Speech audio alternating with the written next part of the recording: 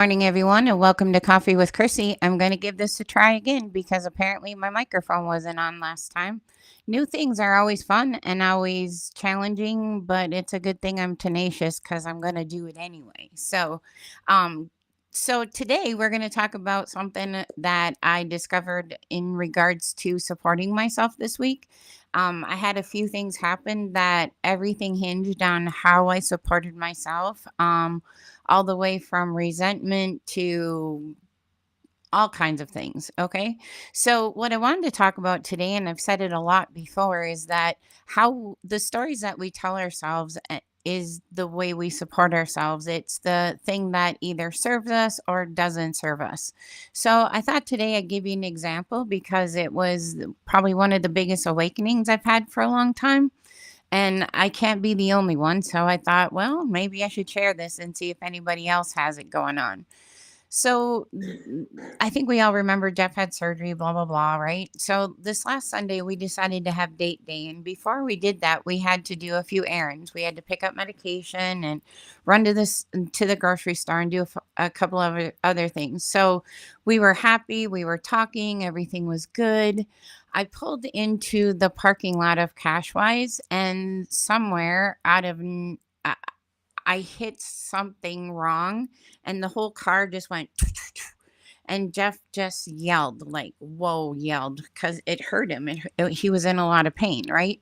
So, about 2 seconds after that, I pull into the parking spot and Jeff's got my phone in his hand.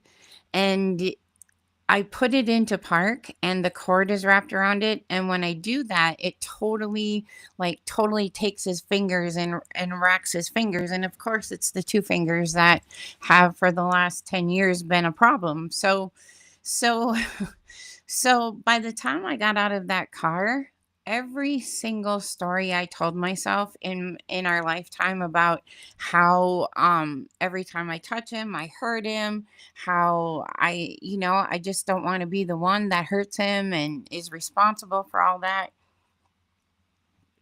And and so every affirmation. And so when you think about when stuff happens, we go into that emotional response first. And so I'm waiting in the pharmacy line and I'm just thinking, and every single thought I have just affirms the last how many years of me not wanting to touch him because I'm terrified I'm going to hurt him, right? So so I'm just really at that point got kind of pissy and not really into date day, and I don't know why we're doing this anyway. It's stupid. So I get in the car, and of course, his fingers, I can tell that they're bad and they hurt and all the things, right?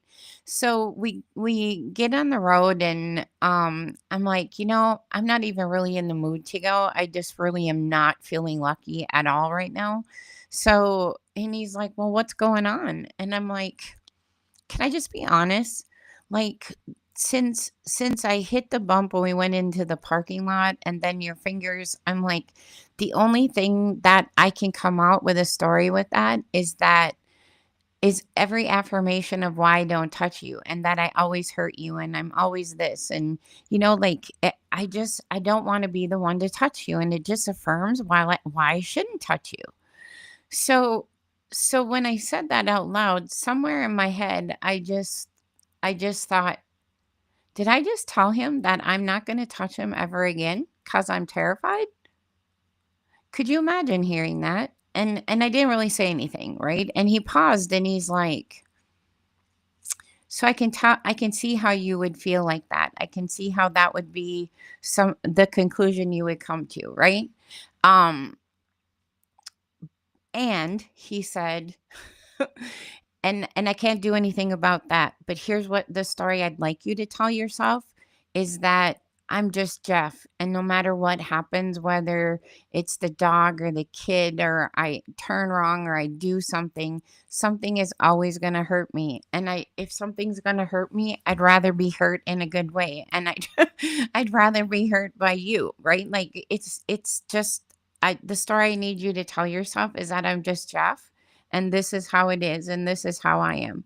And so he gave me kind of a gift because he completely changed that story for me.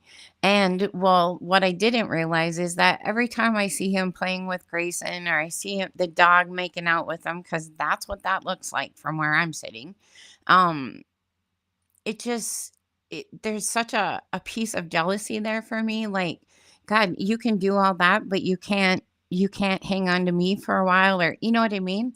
But then after a long time of reflection, because I'm making time to do that for sure now, it just kind of took all the resentment and put it somewhere else, right? So the story I'm telling myself, that I'm the one that always hurts him, is hurting me. It's hurting us. And I can't let that happen. And so I'm working on trying to get better at that. I'm working on trying to change that story in my head. But that emotional reaction that you're gonna have is not always the good one. It's not always the best one. It's not the story to stick with. So once you have that emotional reaction, just have it, let yourself have it, and then come back around and support yourself in a different way. And if that means talking about it, then that means talking about it, because I forgot at one point of my week this week that I am an extrovert.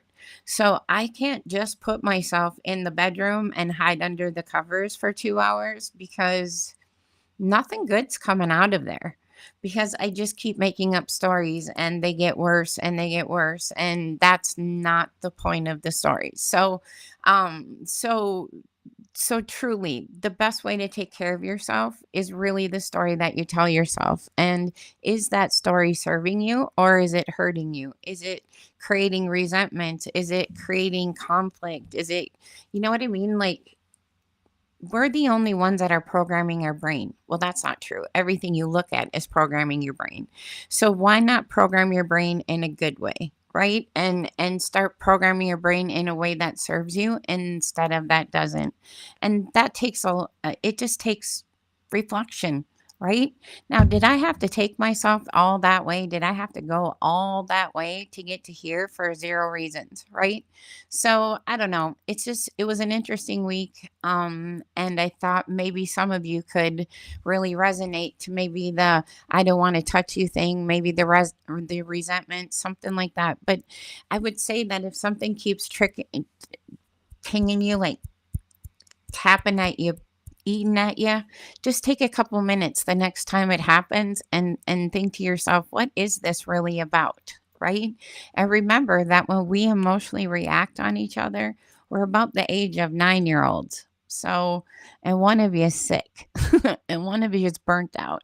So, which leads me to one thing that Brene said this week, thing that I watched, or maybe it was Mel. I don't know. I've been watching a lot of stuff.